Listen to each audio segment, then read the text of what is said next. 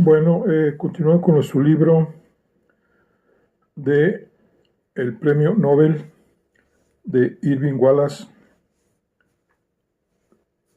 Vamos a continuar.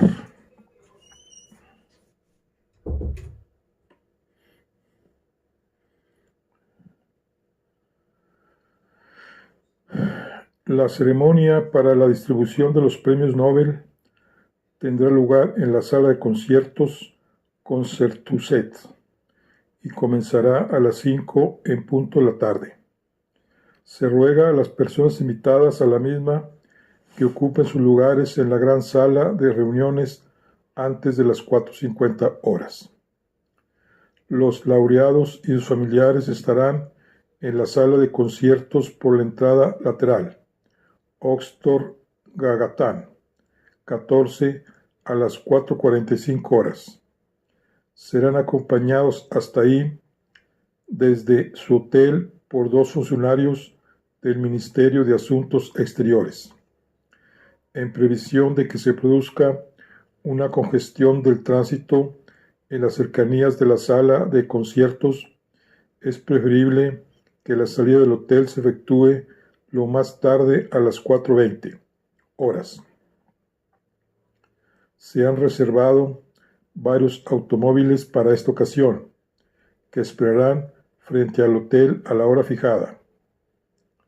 A las 5 horas en punto, Su Majestad, el Rey, junto con los miembros de la familia real, abandonará la sala reservada para él y sus acompañantes en la sala de conciertos para hacer su entrada en la gran sala de reuniones. Su llegada se anunciará a toque de trompeta y a continuación se interpretará la marcha real. Cuando el rey y la familia real hayan ocupado sus asientos, los laureados efectuarán su entrada en el estrado de la sala de reuniones por las puertas centrales, acompañados por los representantes de los diversos comités Nobel. A ellos se unirán también los laureados en años anteriores que se hallen presentes en la ceremonia y los restantes miembros de los comités Nobel que hayan propuesto la concesión de los premios Nobel del año actual. Su llegada se anunciará igualmente a son de trompeta. Los participantes en este desfile tendrán la bondad de avanzar en el orden siguiente, con los ganadores del premio Nobel a la derecha: Profesor Max Stradman, Mr. Andrew Cray, Dr. Claudio Marceu, Doctora Denise Marceu, Dr. Carlos Farelli, Dr. John Garrett, con los respectivos representantes de las correspondientes comisiones Nobel a su izquierda. Los laureados, después de hacer su reverencia ante el rey, tendrán la bondad de ocupar los asientos reservados para ellos, en la parte derecha del estrado, mirando desde la puerta de entrada al centro.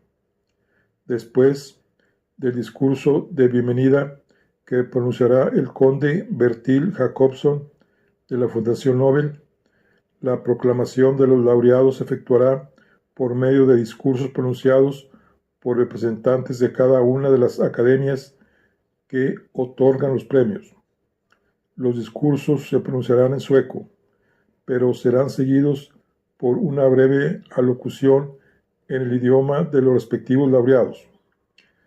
El laureado objeto del discurso se pondrá de pie y al término de la breve alocución descenderá del estrado para recibir de manos de Su Majestad el Rey la medalla de oro, el diploma y el pagaré del premio.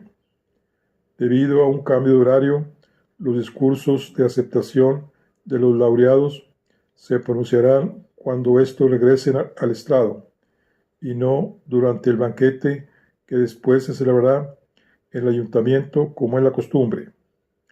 Terminada la ceremonia, los laureados pueden entregar, antes de abandonar la sala de reuniones, sus medallas y diplomas al jefe del séquito, quien con autoridad los había entregado en manos que con anterioridad los había entregado en manos de su majestad el rey, y que después los llevará al ayuntamiento, donde se exhibirán durante toda la velada.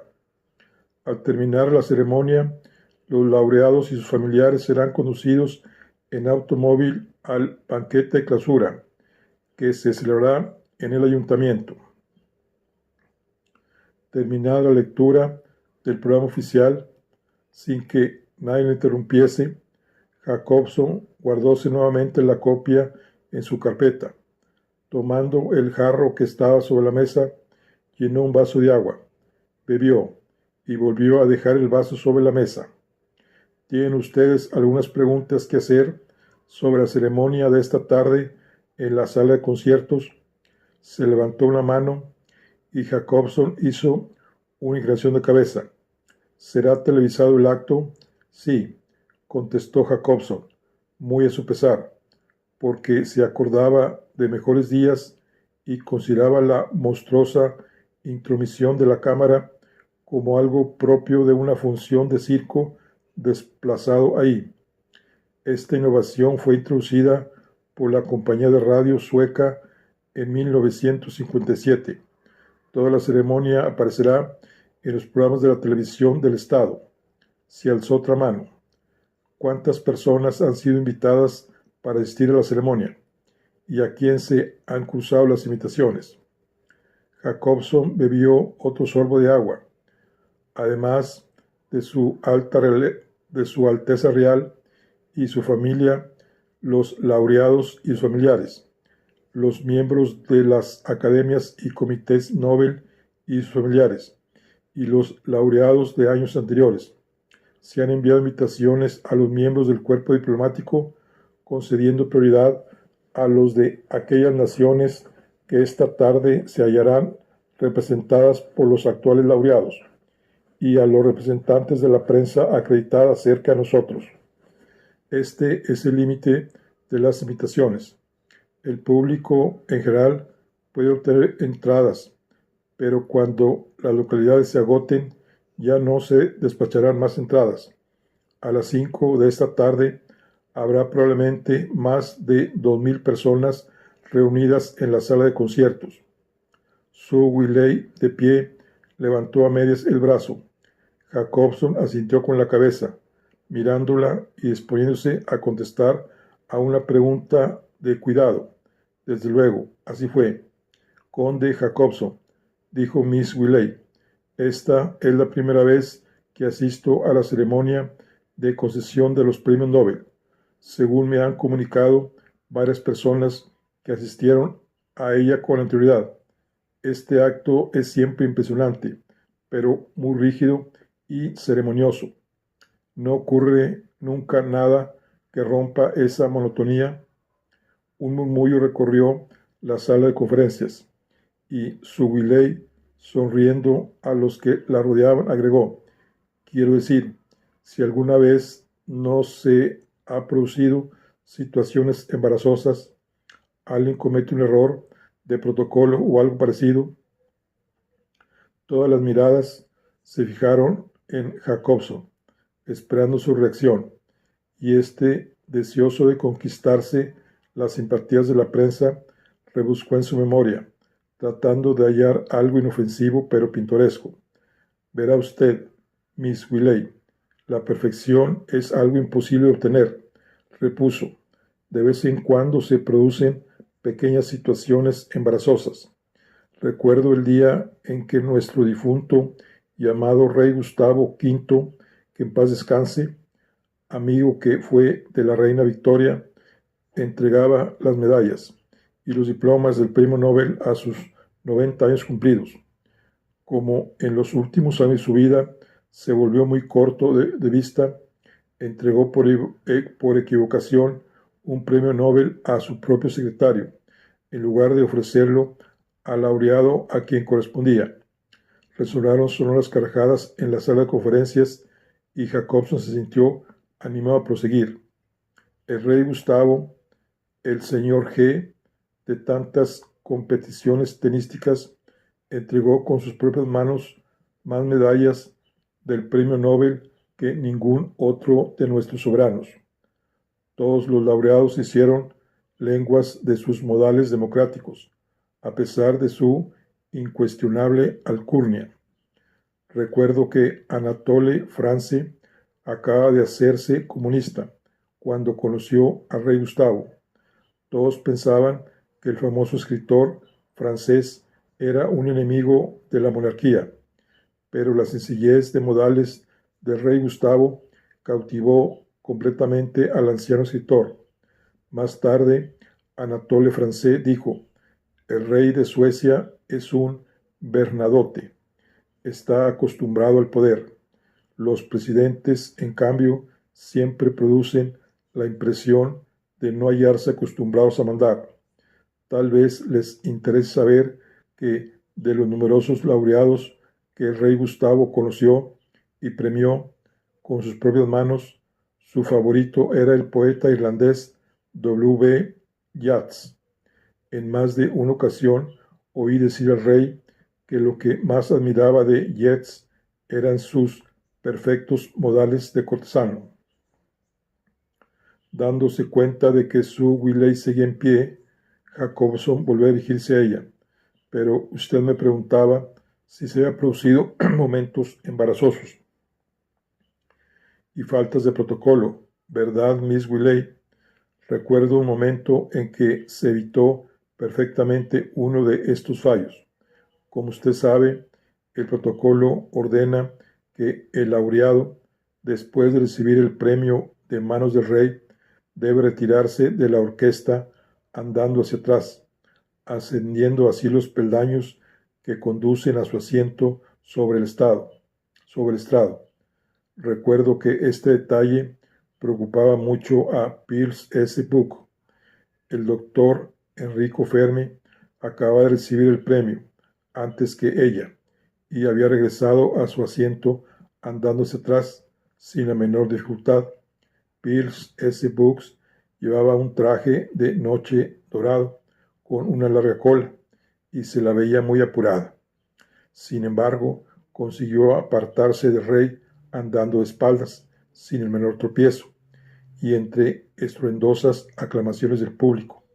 Más tarde, refirió a una de sus amistades que lo consiguió gracias a aprenderse de memoria el dibujo de la alfombra persa que se extendía a sus pies y que tuvo que seguir para regresar al estrado y a su asiento.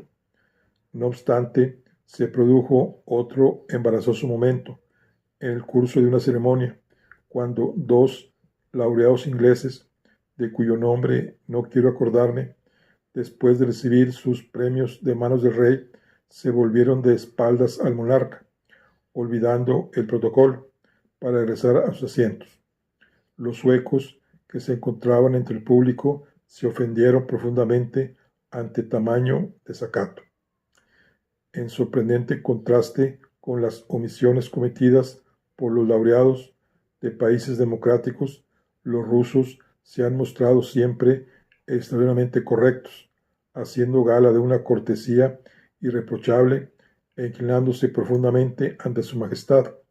Recuerdo perfectamente que en 1958 la gran autoridad soviética en física nuclear, el doctor Igor Tamm, uno de los 3 premios de física de aquel año, hizo una reverencia tan exagerada que casi se le cayeron todos los premios.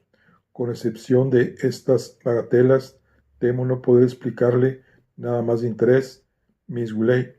Nuestra ceremonia suele transcurrir sin incidentes, como usted misma podrá comprobar hoy a las 5 de la tarde. Miró a su alrededor. ¿Más preguntas? Una mano se levantó vivamente. Conde Jacobson, diga, ¿qué nos dice de los actuales laureados?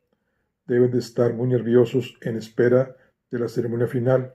¿Sabe usted qué están haciendo en estos momentos? Sé lo que deberían estar haciendo, contestó Jacobson. Deben hallarse en camino de la sala de conciertos para ensayar durante media hora la ceremonia de la tarde. No obstante, ayer suspendió el ensayo y por lo tanto estoy seguro de que casi todos ellos deben de estar descansando en el gran hotel. ¿Por qué se suspendió el ensayo? Porque dos de los laureados no pueden asistir al mismo. A primeras horas de esta tarde, el Instituto Carolina hará una declaración al respecto, pero ahora puedo anticipar lo siguiente. El doctor Farelli y el doctor Garrett no están descansando, sino que en estos mismos instantes participan en una actividad relacionada con su especialidad.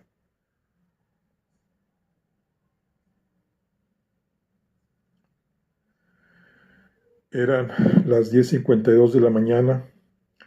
En aquella zona de las afueras de Estocolmo, la edificación de formas fantásticas que se alzaba entre la nieve que caía copiosamente, dijérase que Seurat había pintado el edificio en puntilladas, poniendo motitas blancas sobre vidrio transparente en lugar de tela. Era el Hospital Carolina. Confundiéndose con la nieve que caía, se distinguían las brillantes hileras de luces amarillentas que rasgaban la lúgubre mañana invernal desde los corredores y las salas de la enfermería.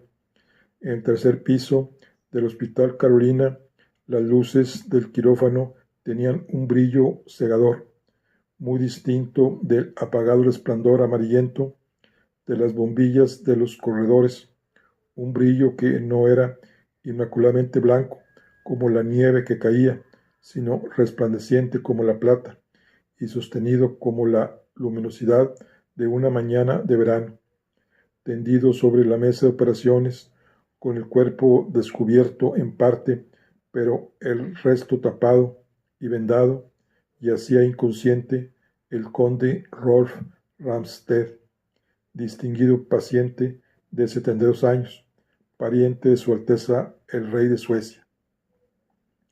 Desde hacía varios segundos, despojado de su viejo y achacoso corazón, lesionado y debilitado por unas coronarias arterioscleróticas, se mantenía vivo, merced únicamente al corazón artificial que se alzaba a su lado, un maravilloso aparato que valía $5,000 y que suministraba sangre oxigenada a sus tejidos orgánicos, mientras el paciente permanecía con el pericardio abierto, esperando que le colocasen un nuevo corazón.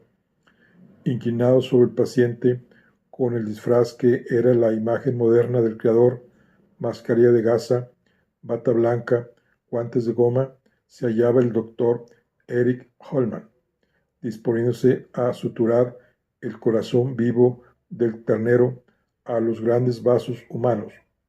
Al lado de Holman, también con la mascarilla, la bata y los guantes, se hallaban las tres jóvenes enfermeras suecas y el alto y delgado anestesista, que en aquellos instantes se hallaba comprobando la tensión sanguínea. En el fondo del quirófano, la manecilla de los segundos reloj de marfil avanzaba rítmicamente sobre la esfera. A los pies de la mesa de operaciones, representando el papel de observador, el doctor John Garrett respiraba fatigosamente a través de su mascarilla. Sabía que la operación cardíaca, cuya duración se había calculado en 1 hora y media, tras la larga operación preliminar, consistente en conectar el sistema circulatorio del paciente al aparato cardiopulmonar, se hallaba a la mitad. Pronto, demasiado pronto, Garrett podría volver su atención a la alta y corpulenta figura del doctor Carlo Farelli, que se alzaba a su lado, enfundado también en su bata blanca. Unas horas antes, en el despacho de Holman, en los momentos inciertos del alba, él y Farelli se encontraron frente a frente. No cambiaron una sola palabra de saludo. Holman, que se daba perfecta cuenta de su animosidad, se interpuso hábilmente entre ambos para pedirles su consejo acerca del difícil trasplante de corazón. Con excepción de 2 interrupciones, una hecha por un colega que telefonó para comentar un defecto cardíaco congénito que sufría un joven, Cortrilocare Beatriatum, y la segunda debida también a otro colega que asomó la cabeza muy nervioso para comunicar un aborto inminente que iba a tener aquella misma mañana la esposa de un amigo común. El equipo de 3 cirujanos trabajó perfectamente. Garrett halló muy pronto absorbido su atención por los preparativos que tenían lugar, especialmente la dosificación de la sustancia antirreactiva S administrada.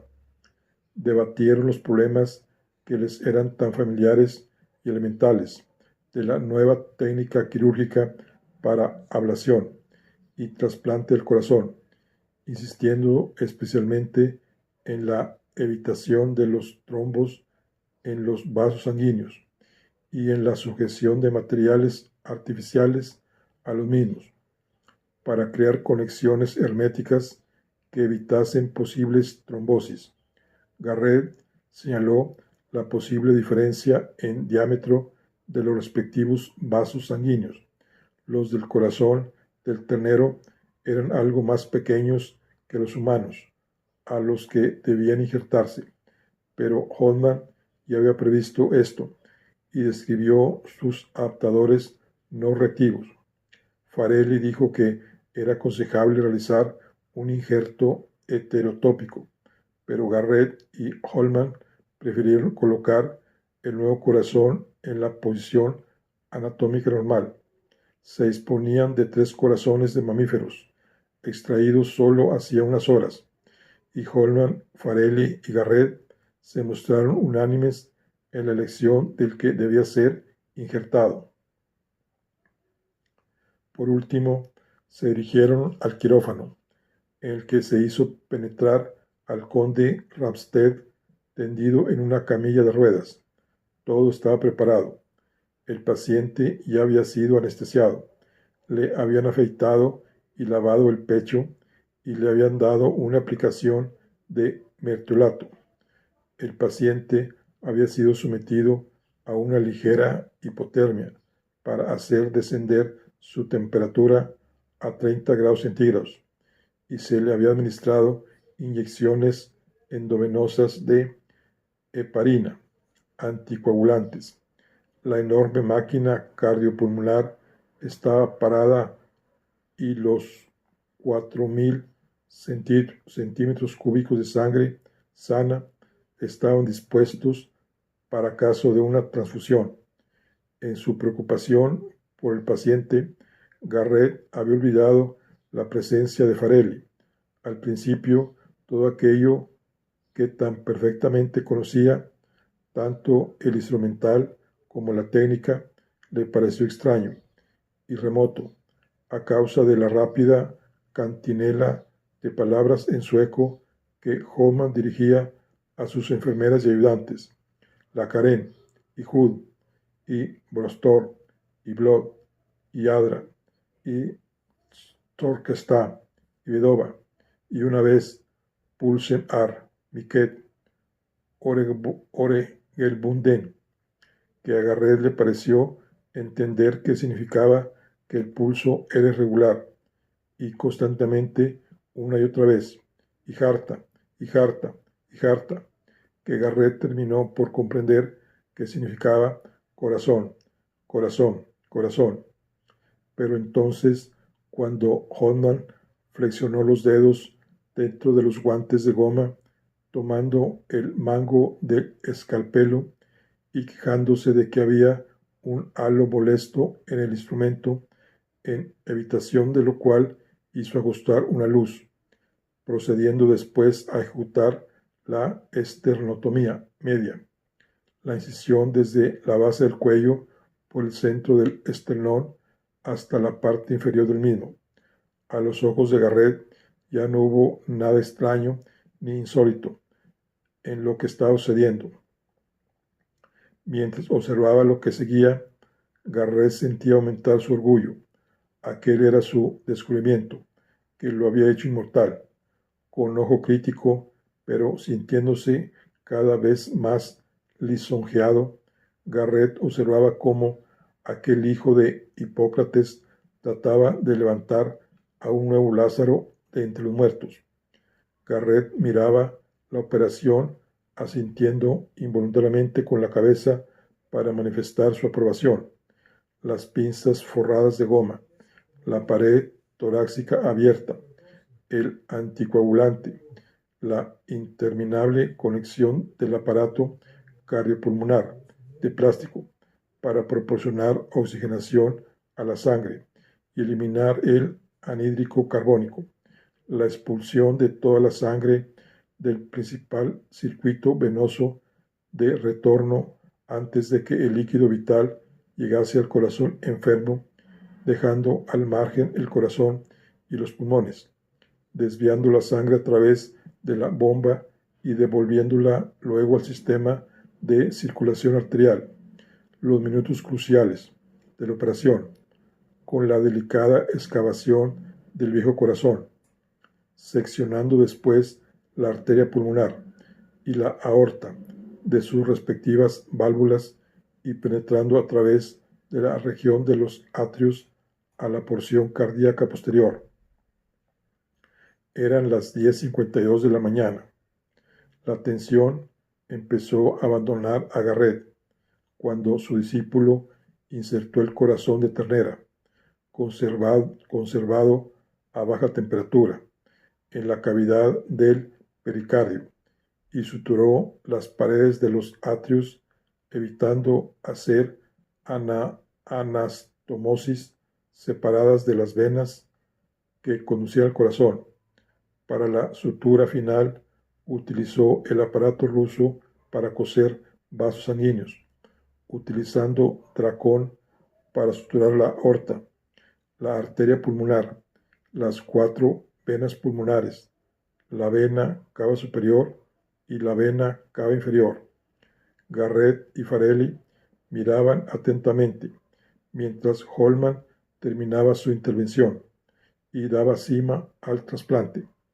Después de haber vaciado de aire el nuevo corazón para evitar una embolia gaseosa, Holman liberó la aorta para permitir que sangre fresca y oxigenada de la gran máquina exterior de plástico penetrase en las arterias coronarias. El corazón del mamífero que acaba de ser injertado se calentó y se llenó de sangre nueva y oxigenada. Poco a poco, muy lentamente, el nuevo corazón empezó a contraerse, a encargarse de dirigir la circulación, recibiendo y expulsando el plasma sanguíneo como una perfecta bomba. El paciente seguía respirando. Lázaro vivía. Garrett entornó los ojos. El ritmo era excelente. No era necesaria una disolución eléctrica de la fibrina.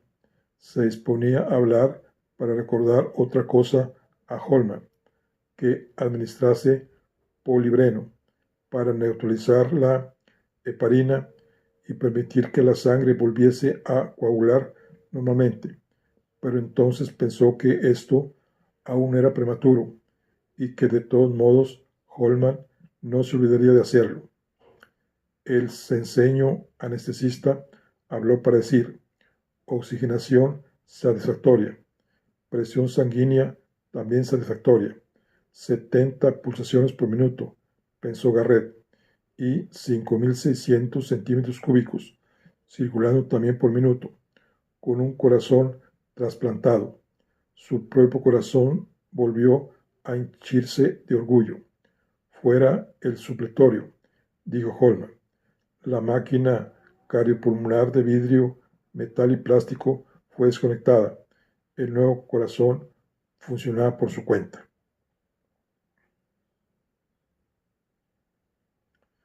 Solamente 3 veces en un inglés que lo apremiante de la situación hacia chapucero, Holman consultó a Garrett y a Farelli durante la hora que acaba de transcurrir, y las 3 veces ellos confirmaron lo que él ya pensaba. Una vez ambos le facilitaron ideas ampliatorias y por último, la operación del trasplante llegó a feliz término. Únicamente quedaba el trabajo rutinario consistente en quitar pinzas y catéteres, el cierre de la cavidad torácica, la administración de polibreno, la inyección de hormonas que inhibirían el crecimiento del corazón del rumiante y finalmente la observación de aquella vida que se renovaba y extendía. Holman se volvió hacia los 2 premios Nobel y Garrett creyó verle sonreír cansadamente bajo la mascarilla. Su Majestad estará contento, dijo en voz baja. Ya está hecho. Benísimo, exclamó Farelli. Felicitaciones. Le felicito, doctor Holman, dijo Garrett. No, no, soy yo quien tiene que felicitarles a ustedes por esto, repuso Holman. El resto puedo hacerlo yo. ¿Por qué no van a arreglarse y me esperan en el despacho? La enfermera señorita Nilsson les enseñará el camino. Enseguida me reuniré con ustedes. Ya había vuelto junto al paciente y la más menudita de las 3 enfermeras se acercó a Farelli. Garrett los siguió a ambos. Salieron del quirófano y pasaron al lavabo antiséptico del Hospital Carolina con pared cubierta de azulejos. La enfermera se apartó mientras Garrett y Farelli se quitaban los guantes de goma y las mascarillas para dirigirse después, sin pronunciar palabra, a sendos lavabos, donde empezaron a frotarse las manos con cepillos de nylon para quitarse el almidón que las cubría. Mientras se secaba las manos, Garrett se sintió aliviado por la presencia de la enfermera. Farelli aún seguía lavándose las manos. Cuando ambos hubieron terminado, la enfermera dijo: «Por aquí, hagan el favor». Salieron con ella al corredor y luego penetraron en un pequeño despacho en el que solo había una mesa que mostraba quemaduras de cigarrillo y sobre la que había varios ceniceros. La rodeaban 5 sillas de respaldo recto. Pero entonces, ante la consternación de Garrett, la enfermera se fue, dejándolo solo con Farelli. Sacó un cigarro, se dedicó meticulosamente a prepararlo y cuando levantó la mirada, vio que el italiano ya estaba dando profundas chupadas a un pitillo de pie junto a la ventana. «Sigue nevando», comentó Farelli. Garrett no replicó. Terminada ya la operación y cuando el valor de su descubrimiento había puesto de relieve de una manera tan dramática que pronto se sabría en todo el mundo, la euforia lo había abandonado. Comprendió nuevamente que la mera existencia de Farelli le impediría sentir placer alguno y que a fin de cuentas el trasplante no sería obra de Holman, ni siquiera de Garrett, sino de Farelli, igual que el descubrimiento y el premio Nobel de Fisiología y Medicina que se concedería aquella tarde recaería únicamente en Farelli.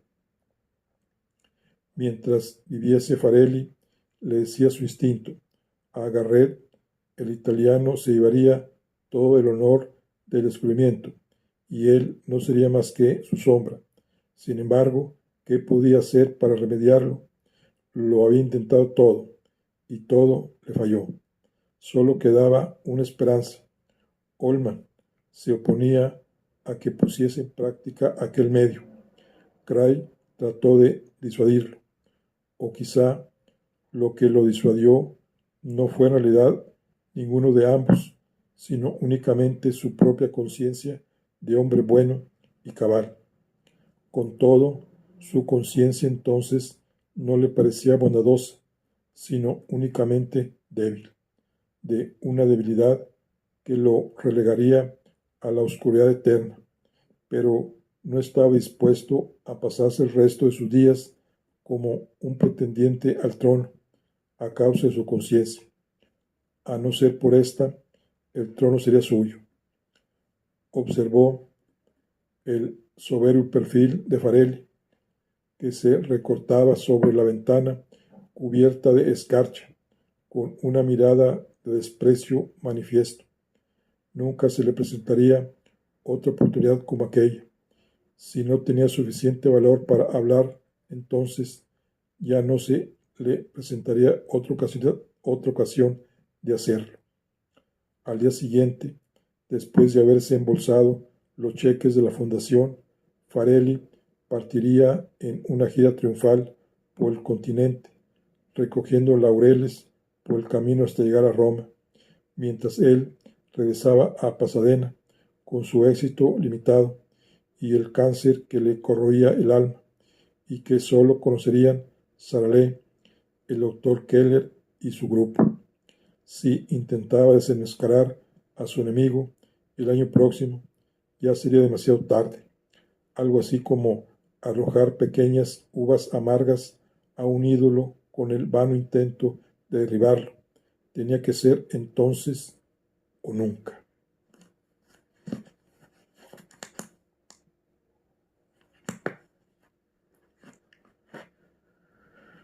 ¿Cómo empezaría? De una manera que pareciese impremeditada, se dijo, aliando la cautela con el sigilo. Nada de arrojarle acusaciones a la cara.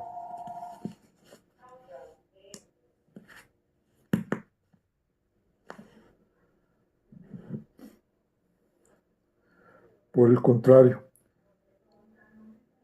hacerle sentir su poder, jugar con el ratón sin destruirlo de un zarpazo, dejando que él mismo corriese hacia su perdición, impelido por el miedo. De acuerdo con esta táctica, Garrett empezó por decir: el rey estará contento con el resultado. Farelli se separó de la ventana, sorprendido al oír hablar a Garrett en un tono que casi parecía amistoso. Sí, estará muy contento, observó el italiano. Me dijeron que ayer usted desayunó con él. Fue un gran honor para mí. Me tomé la libertad de ofrecer nuestros... Lo sé, me lo contaron todo. Garrett hizo una pausa, preguntándose por dónde atacaría. ¿De qué hablaron? El rey está muy preocupado por el conde Ramsteds. Yo me esforcé por tranquilizarlo, explicándole detalles de la operación. Le hablé de nuestras experiencias cosechadas de sus experiencias, querrá decir, le interrumpió Garrett. Era un pequeño detalle, pero Garrett no quería perdonar ni los pequeños detalles. No, de nuestras experiencias. Yo había leído sus informes y estaba enterado de sus casos más importantes. Él tuvo la amabilidad de interesarse por nuestros antecedentes profesionales. En este caso, por supuesto, solo pude hablar de los míos. Esto le da ocasión de atacar. Con voz temblorosa, Garrett se lanzó ciegamente a fondo. ¿Le habló usted también de su visita al campo de concentración de Dachau? Es decir, formando parte de sus antecedentes profesionales. Garrett vio inmediatamente que el golpe había dado en el blanco y notó que un estremecimiento de gozo ante su inminente ventaja le recorría el cuerpo. Las facciones romanas de Farelli quedaron fijas en una estereotipada expresión de asombro histórico. Aquella era la cara de Julio César en el Senado, al pie de la estatua de Pompeyo, asombrado al ver que Tulio tenía el atrevimiento de arrancarle la toga. La cara de César al ver a Casca armado con el puñal de la verdad. Garrett esperaba desde su altura olímpica que el italiano, que tenía a sus pies, profiriese el clásico: casaca, loco, ¿qué haces? Entonces sería llegado el momento de revelar plenamente los designios del loco. Pero, a pesar de su estupefacción, Farelli, cuando habló, Lo hizo con voz suave. ¿Ha dicho usted, Dachau? ¿Cómo lo supo? Oh, pues lo supe. Las cosas se saben. Una cosa así no es fácil que se sepa. Yo nunca la he referido a nadie. No puedo decir que lo censure. En su lugar yo hubiera hecho lo propio. Farelli se encogió de hombros. Hay momentos en la vida en que es mejor olvidar. Por último, Garrett llevaba la voz cantante. Se dirigió a Farelli con el tono de censura complaciente que emplearía un superior para hablar con un débil y confuso inferior. Lo que a mí me gustaría saber es cómo pudo realizarlo. ¿Cómo? Porque me obligaron. Era prisionero de las camisas negras en Regina Coeli y no tenía otra elección. Fue un intento desesperado por salvarme, pero hay límites a los que un hombre, cuando está en juego la propia vida, uno no se detiene en esas minucias. Ahora es muy fácil, después de tanto tiempo, aplicar la lógica a hechos que ya no existen, pero cuando la OBRA, que es Policía Política Fascista Italiana, nota el traductor, me dio a elegir entre el pelotón de fusilamiento o el experimento de Dachau, entonces, la verdad, preferí elegir Dachau, que de momento era una incógnita. Yo había oído cosas, había leído relatos, pero en realidad no sabía nada. En cambio, todas las mañanas al amanecer oía las descargas del pelotón de fusilamiento. Comprendí que si respondía negativamente a la OBRA, ya podía darme por muerto. En cambio, aceptando su proposición, quién sabe lo que encontraría en Dachau. Me prometieron que mi estancia ahí sería temporal, solo de algunos días. Así es que me decidí a aceptar. Hice una pausa. Ahora, la verdad, prefiero más no recordarlo. Nos llevaron a 5 médicos a Dachau. Sí, ya lo sé, dijo Garrett con tono de mofa. ¿Lo sabe usted? Sigo sin comprender cómo lo sabe. Era el doctor Brand de Berlín, el doctor Gorecki de Varsovia, el doctor Brau de Múnich, el doctor Stirbey de Bucarest y usted. Farelli demostró un auténtico desconcierto. Sí, en efecto, esos eran. Los pobres Brand y Brauden fueron los que se llevaron la peor parte. Eran judíos y supongo que de todos modos se proponían liquidarlos. Sufrieron horriblemente antes de morir. ¿Cuánto tiempo después del experimento?, preguntó Garrett. Todo iba saliendo con mayor facilidad de lo que él esperaba y Farelli estaba sellando su propia suerte. Después del experimento, no. Ambos murieron durante el mismo, en la primera prueba. A mí me obligaron a observarlos por la mirilla del vagón celestial. Así es como llamaban a la cámara de descompresión para simular vuelos a la altura. El vagón celestial, el pobre Brau, un joven tan bueno e inteligente, hizo una sobrepresión pulmonar, sus pulmones estallaron y Brand se asfixió hasta que le falló el corazón. Farelli se iba excitando mientras hablaba.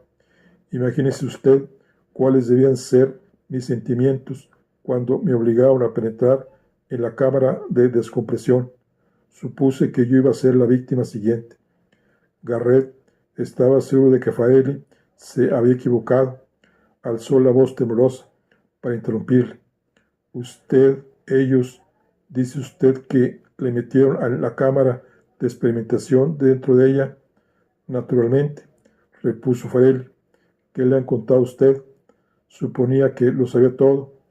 Me contaron algo así, pero los nazis utilizaban como conejillos de indias a judíos, polacos, rusos y otros prisioneros que tenían en su poder, hasta que un día Himmler decretó que, en lugar de prisioneros comunes, sería mejor procurarse 5 médicos reputados, especialistas cardíacos, que fuesen también judíos o prisioneros políticos, para realizar los experimentos con ellos.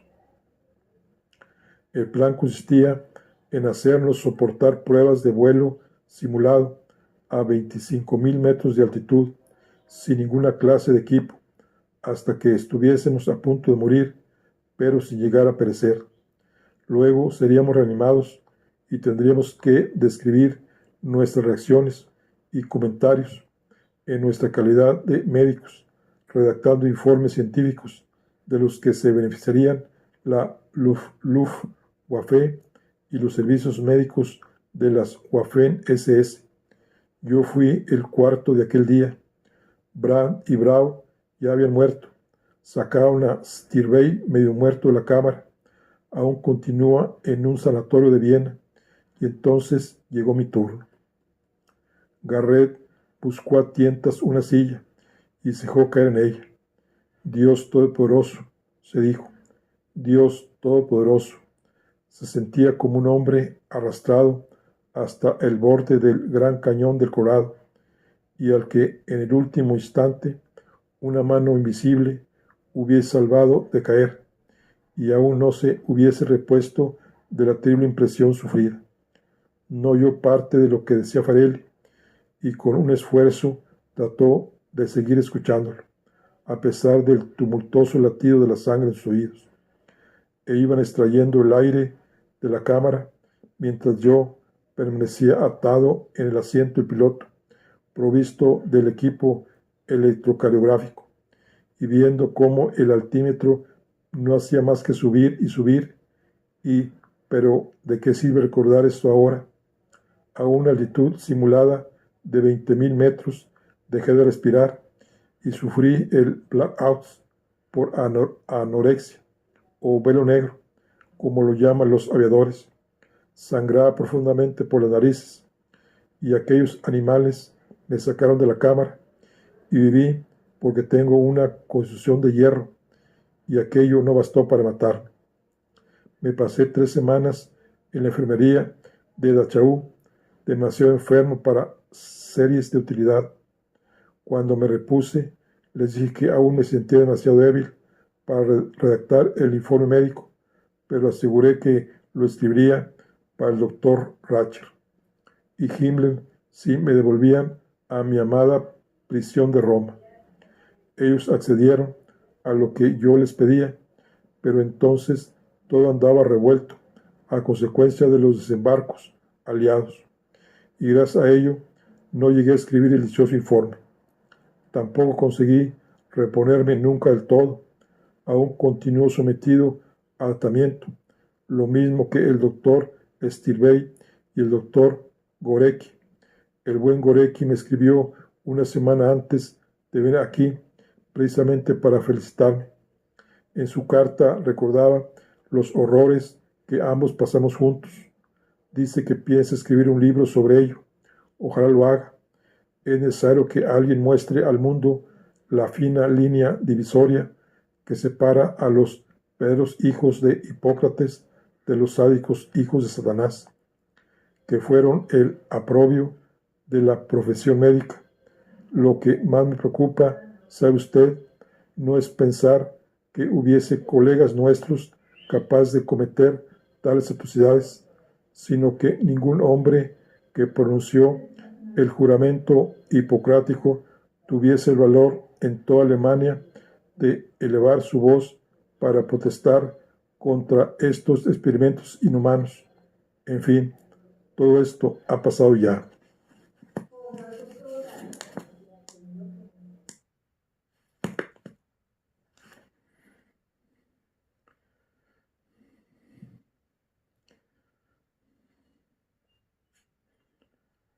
Lo que más me preocupa, ¿sabe usted?, no es pensar que hubiese colegas nuestros capaces de cometer tales atrocidades, sino que ningún hombre que pronunció el juramento hipocrático tuviese el valor en toda Alemania de elevar su voz para protestar contra estos experimentos inhumanos. En fin, todo esto ha pasado ya. De momento, el cambio fue demasiado vertiginoso para que Garrett lo comprendiese.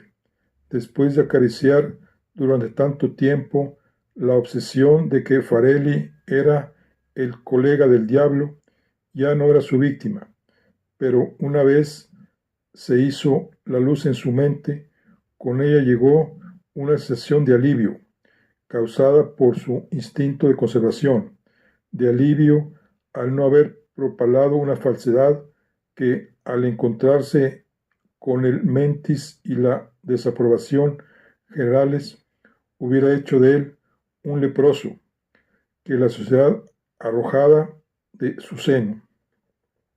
Cuando Farelli hubo terminado de hablar, una postrera emoción se apoderó de Garrett, un sentimiento de vergüenza. Como aún tenía por delante una larga vida, trató de decidirse que, aunque estuviese tan equivocado al juzgar los hechos, su conciencia junto con Holman y Cray, no le hubiera permitido sostener aquella patraña. Desde luego, subsistían aún las causas de su irritación, el empleo que había hecho Farelli de su descubrimiento, el modo como se había aprovechado de él para encumbrarse, aunque la plancha que acababa de tirarse acerca de lo de Dachau hacía que dudase ya sobre este particular, el modo como se pavoneaba el italiano. Pero Garrett vio entonces que de nada servía tratar de someter las cosas a la luz de la razón. La vergüenza, oronda y burlona, se sentaba a horcajadas sobre sus hombros. Había sido la víctima de sí mismo, como lo llamaría el doctor Keller, paranoia. Se inclinó abrumado ante la verdad. Al levantar la cabeza, con el propósito de decir algo, lo que fuera, que aplacara a Farelli, vio que éste se había vuelto y miraba hacia la puerta. Siguiendo la mirada de Farelli, vio al doctor Eric Holman, de pie en el umbral. Nunca ha visto al médico sueco con un porte tan abrumado.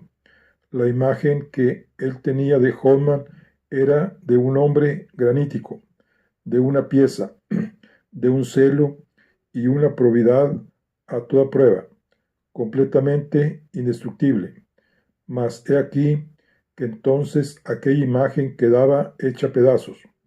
El granito rojizo se había pulverizado, el celo estaba hecho añicos, y el umbral se erguía la propia representación de la debilidad y el desamparo. Un hombre que encarnaba en su persona la fragilidad, la lasitud, la frustración, la anulación, el fracaso y la pérdida de todo. Se está muriendo, dijo el sueco con voz ronca. Se acercó con paso vacilante a la mesa, con la mascarilla pendiente de su diestra. El conde Ramsted se está muriendo. El trasplante ha fracasado. Dio un ligero traspiés. Farelli lo sujetó y lo ayudó a sentarse en una silla. Garrett se puso vivamente en pie y se acercó a Farelli. ¿Qué quiere usted decir?, le preguntó Farelli. ¿Qué ha pasado?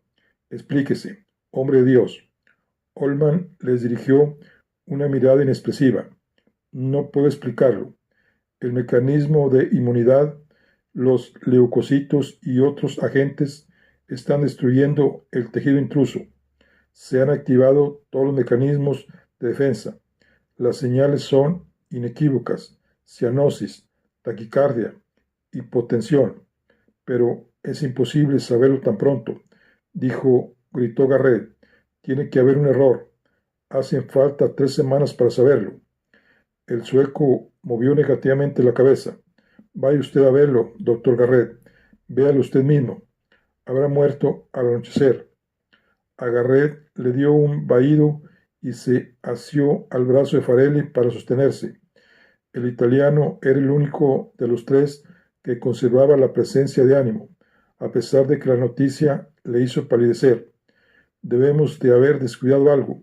Durante la administración del suero o durante la intervención, dijo Farelli.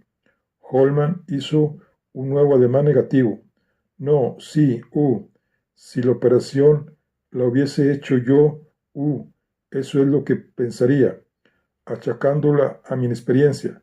Pero estaban ustedes dos presentes, asistieron a la operación, lo vieron todo, me ayudaron, me aconsejaron. Garrett se esforzó por pensar, pasando revista en su mente a todos los momentos de la operación. Nada se había omitido ni había diferido. La operación se había realizado totalmente de acuerdo con la técnica de trasplante que él había creado. Se percató de que Farelli también pasaba revista a los detalles de la operación para alcanzar la misma conclusión que él. La operación había sido perfecta. El trasplante no fue más que una aplicación rutinaria del descubrimiento de ambos, de sus propios experimentos y éxitos. A causa de ello, les habían concedido precisamente el premio Nobel.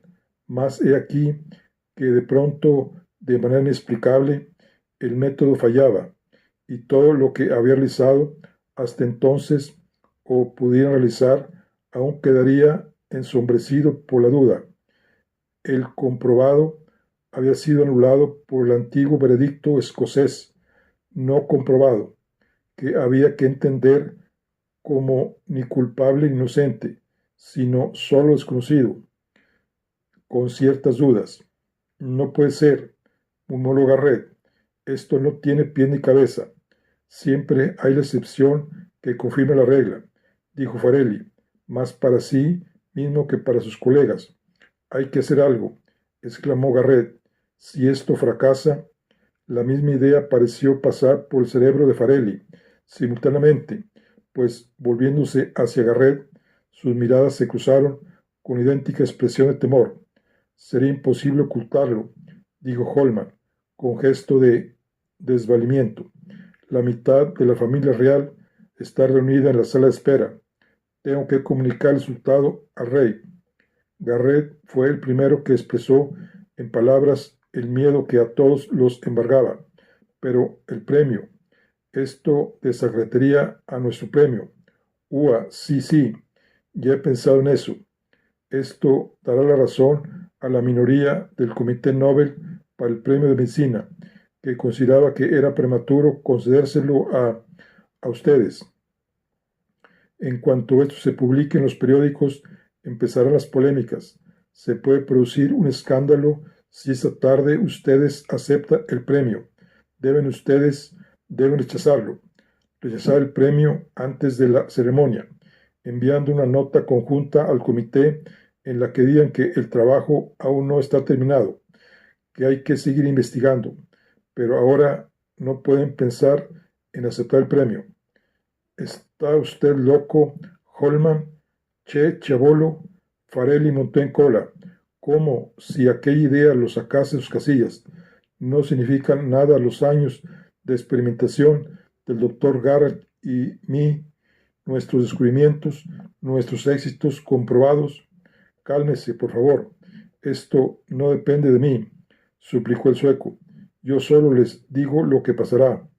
Aunque gracias a su descubrimiento se hubiese realizado con éxito un central de operaciones, pero la 101 fuese un fracaso, eso querría decir a los ojos del mundo médico u del público que su descubrimiento no es infalible, no está plenamente comprobado y aún, subsisten las dudas. Aceptarán complacidos que ustedes renuncien al premio. Se hablará nuevamente de concedérselo el año que viene, el siguiente u otro año cualquiera. Pero si ustedes se empeñan en aceptarlo, tendrán que pasar por el bochorno de ver que se lo niegan. Y lo harán porque están escarmentados con lo que pasó con el doctor Koch. Garrett se inclinó hacia Holman. El doctor Koch, ¿qué pasó? ¿Qué está usted diciendo, hombre de Dios? Doctor Garrett, amigo mío. Somos amigos, puede creerme. Le debo todo cuanto soy, pero como yo no soy, el comité que concede los premios, ni el público, le ruego que no se enfade conmigo. El sueco se frotó la frente. Tengo la obligación de decir la verdad, antes de que todos se lancen sobre ustedes dos.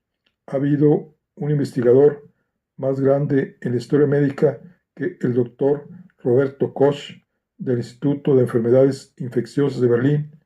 Piensen en el trabajo que realizó en el campo de las infecciones, en el bacilo del anthrax, con los medios para solidificar bacterias, su descubrimiento, realizado en el curso de 8 años, del bacilo de la tuberculosis, del bacilo del cólera y de la tuberculina.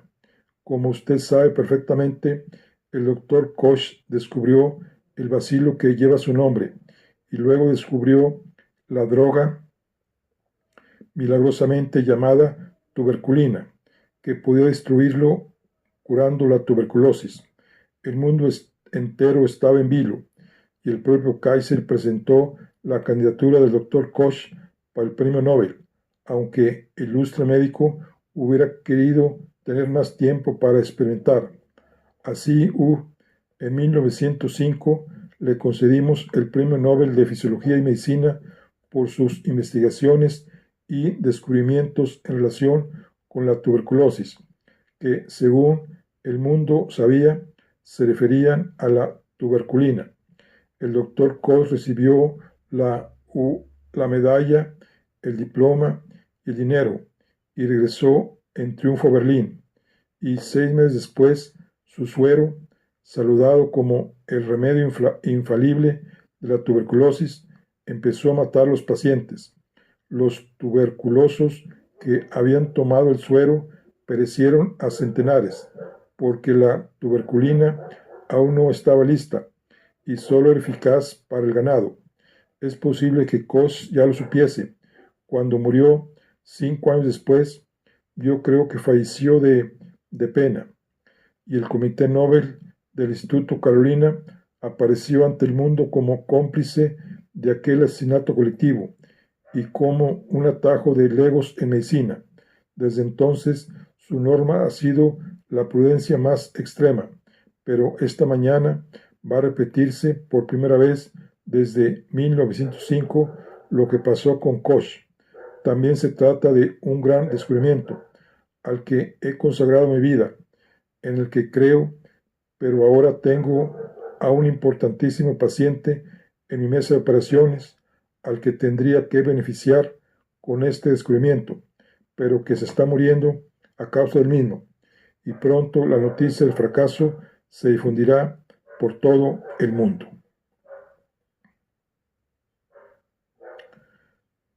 Farelli empezó a hacer gestos de asentimiento durante la última parte de aquel triste relato y continuaba sintiendo. Sí, doctor Holman, dijo, usted trata de ayudarnos porque es una persona decente. No tema, nos portaremos correctamente. Si el paciente muere, nosotros moriremos con él. Sabremos lo que tenemos que hacer. Estoy seguro de que el doctor Garrett está de acuerdo conmigo. Completamente, repuso Garrett con tono cegado.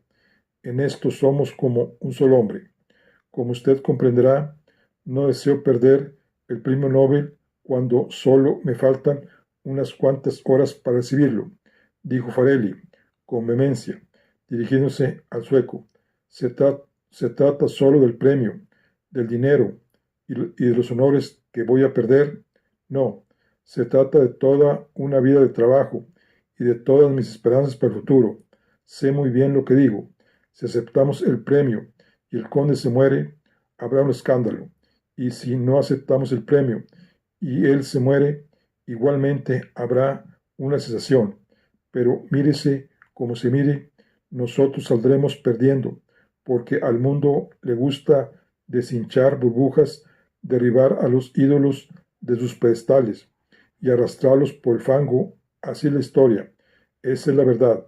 Sé que el doctor Garrett y a mí nos espera la infamia y la maledicencia, como si hubiéramos querido dar gato por liebre imponiendo un camelo.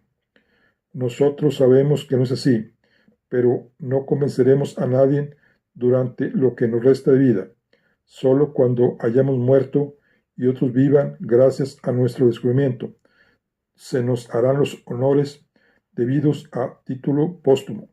No, repito, no es únicamente la pérdida del premio lo que me preocupa, sino la pérdida de nuestra reputación, de nuestras asignaciones, de la cooperación de nuestros colegas, de nuestro futuro trabajo. La muerte de este hombre afectará a toda una generación. El doctor Garrett y yo no nos hundiremos solos, sino que otros nos acompañarán. Con nosotros se hundirá el progreso médico. Se interrumpió para mirar a los dos cardiólogos. Quiero evitar que suceda tal cosa. Quiero luchar para salvar a ese hombre, porque así lucharemos en favor de todos los hombres. Cuente conmigo, dijo Garrett. Farelli lo miró. Por las mismas razones, por las mismas. Holman escuchó con temor aquella breve conversación. Farelli le puso la mano en el brazo. Doctor Holman, dijo el italiano, vuelve usted al quirófano, que es donde debe estar. No pierda de vista al paciente y haga lo que pueda. El doctor Garrett y yo deseamos celebrar consulta a puerta cerrada sobre este caso. No haga usted ninguna declaración. No se rinda. Manténgase en su puesto. Dentro de poco, el doctor Garrett y yo acudiremos a su lado. Lo que decidamos será para hundirnos o para salvarnos. Aturdido, obediente, el médico sueco se levantó y abandonó la estancia. Tan pronto como se cerró la puerta, Farelli se volvió hacia Garrett. He hablado completamente en serio. ¿Puede usted creerme? Lo sé, repuso Garrett. No puede decírselo todo, pero a usted sí. Sé muy bien lo que ha pensado de mí durante esta semana, que soy un ególatra, un vanidoso, un propagandista que desea llevarse todo el mérito del descubrimiento. Aunque no es así, comprendo que usted lo piense y lo vea de este modo, dado su carácter tranquilo y retraído de honrado y modesto hombre de laboratorio. Pasé mi infancia en Milán, doctor Garrett. Es una ciudad bulliciosa y próspera, pero mala para los pobres y los desheredados de la fortuna.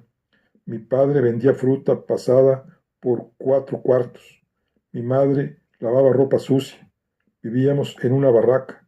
Éramos 6 de familia, harapientos y desnutridos.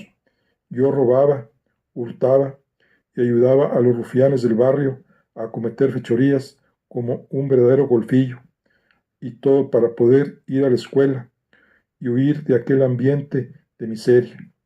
No quiero cansarle con toda esta historia, es demasiado larga, pero cuando se ha pasado una infancia así, doctor Garrett, uno se siente siempre inseguro, se tiene un miedo cerval a la miseria, y el resultado es que uno vive siempre asustado. Yo recordaba con tal horror mi vida en aquel tugurio que conseguí llegar a donde estoy gracias a mi perseverancia, al miedo y la ayuda de Dios que hay en el cielo. Realicé mi descubrimiento que en verdad es de ambos, pero a pesar de todo lo que le digo, le juro que volvería de buen grado a aquel hediondo pasado a cambio de salvar la vida a ese viejo que se muere en el quirófano. Hoy me he dado cuenta, quizá por primera vez, que antes que un oportunista que desea su propia salvación a toda costa, soy un médico que desea salvar vidas humanas. Ese anciano debe vivir y que se vaya al diablo el premio y todos los honores, porque nuestra obra no puede morir. Esto es lo que siento. Garrett intentó dirigirle una sonrisa de comprensión sin conseguirlo. Ya he dejado de pensar en 2 personas distintas, Farelli y Garrett, para pensar solo en una, el conde Ramsés. Mis preocupaciones personales me han abandonado. Me parece demasiado mezquinas e insignificantes en una mañana como esta. ¿Pero qué podemos hacer ahora, doctor Garrett? He dicho a nuestro amigo sueco que quiere luchar por salvar la vida de ese hombre, pero esto no ha sido más que una bravata. No se me ocurre nada. Dependo de usted. Garrett aceptó esta dependencia de Farrell sin sentir ninguna superioridad, pero con todo el consuelo que a menudo produce la colaboración. Había dejado la colilla de su cigarro en un cenicero. Tomándola de nuevo, la encendió sin dejar de pensar. Nunca había tenido la cabeza más clara. Estoy pensando una cosa, dijo Garrett, mientras paseaba lentamente por la estancia. Aunque hemos conseguido neutralizar el mecanismo de defensa con la sustancia antirreactiva S, yo siempre he abrigado en secreto ciertos temores acerca del peligro potencial que representan los esteres, es decir, los efectos secundarios, y siempre he pensado que había que mejorar esto. Nunca lo he dicho por escrito, pero una vez experimenté durante un tiempo otra versión del suero en perros, un antihistamínico que llamé sustancia antirreactiva AH, y los primeros experimentos fueron notablemente alentadores.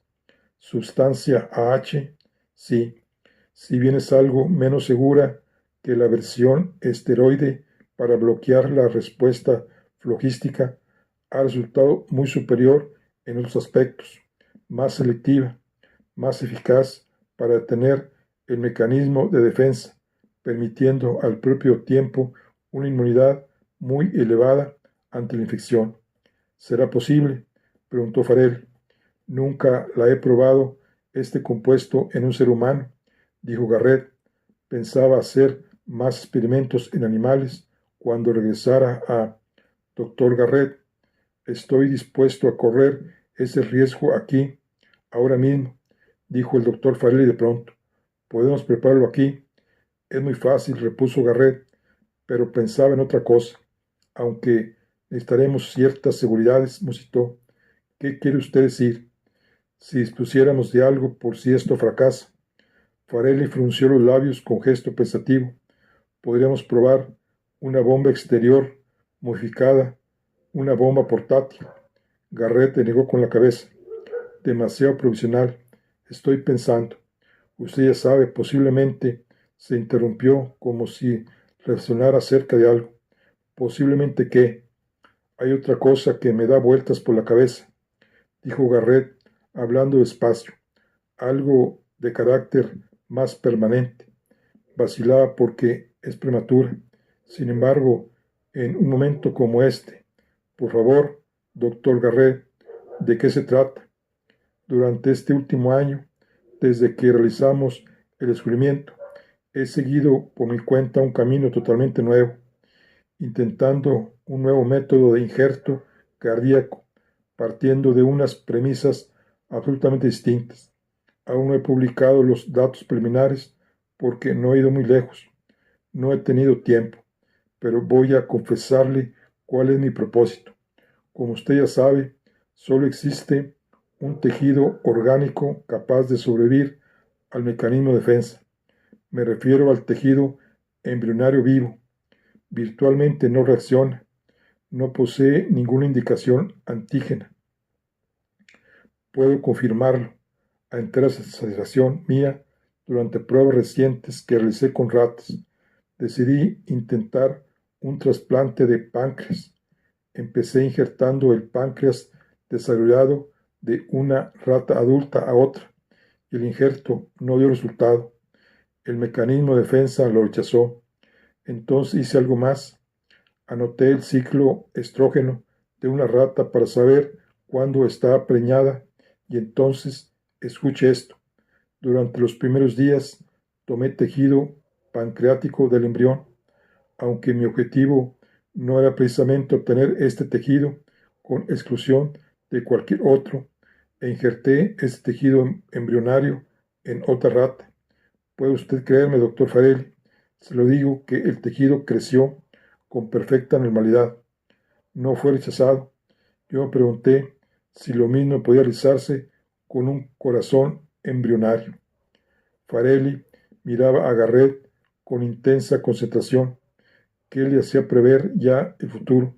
¿Por qué no? Preguntó de pronto. Imaginemos que una madre tiene un aborto en el primer trimestre. ¿Se acuerda del tocólogo que visitó a Holman a primera hora de esta mañana? Una de sus pacientes ha tenido un aborto bajo este mismo techo, en la cuarta semana de la gestación. Farelli apenas podía contenerse. Tomaremos este diminuto tejido cardíaco de 4 semanas y lo conectaremos con una bomba de circulación externa, induciendo un rápido crecimiento, aplicando incluso la nueva hormona del crecimiento que tiene en... Espere, doctor Farelli, que usted me ha dado una idea mejor. ¿Por qué desarrollar externamente este corazón embrionario de 4 semanas? ¿Por qué no hacerlo internamente? No será rechazado. Injertaremos este corazón embrionario en la ingle del conde Ramsted, del modo como se colocan los injertos de riñón en el cuello, un injerto heterotópico. Pondremos el corazón embrionario en la zona inguinal, porque ahí los vasos sanguíneos son del doble tamaño que, comprende usted, lo conectaremos a las venas y arterias. Administraremos al conde Ramsted sustancia AH y sustancia antirreactiva S durante el crecimiento del corazón embrionario. Poco después, cuando éste se desarrolle, nosotros o Holman, da lo mismo, empezaremos a trasladarlo, instalándolo en la región abdominal, donde encontrará vasos mayores. Garrett tiró su cigarro y paseó un momento antes de continuar. Sí, Farelli, es posible. No le producirá ninguna molestia. La pelvis femenina acomoda una gran masa durante el embarazo. Por lo tanto, bastará para contener un corazón humano completamente desarrollado en su 12ª semana. El paciente que sufre un tumor estomacal aún experimenta un mayor desplazamiento. ¿Qué molestias puede causar un corazón embrionario? Entonces inyectaremos sin cesar la nueva hormona del crecimiento. En 4 o 5 meses, el corazón embrionario, que no había sido rechazado, será plenamente adulto y estará listo para el trasplante final. Ahora lo tenemos ya todo a nuestro favor. Mantendremos a Ramsted vivo con los antirreactivos y los aparatos cardiovasculares. Si la sustancia antirreactiva AH da resultado, dejaremos que Ramsted continúe con el corazón de ternera que Holman le puso esta mañana, más el corazón humano secundario que llevará el abdomen. No es necesario que su latido esté sincronizado, pero si la sustancia AH fallase, dispondremos de este nuevo corazón tomado de un embrión que ya tendrá tamaño suficiente para permitir el trasplante en la cavidad torácica. Esto nos permitirá estar seguros y realizar un experimento definitivo que puede abrir un nuevo camino en el terreno de... Farelli puso sus manazas en los hombros de Garrett y empezó a zarandearlo con amor. Doctor Garrett, usted es un genio, perdido por perdido.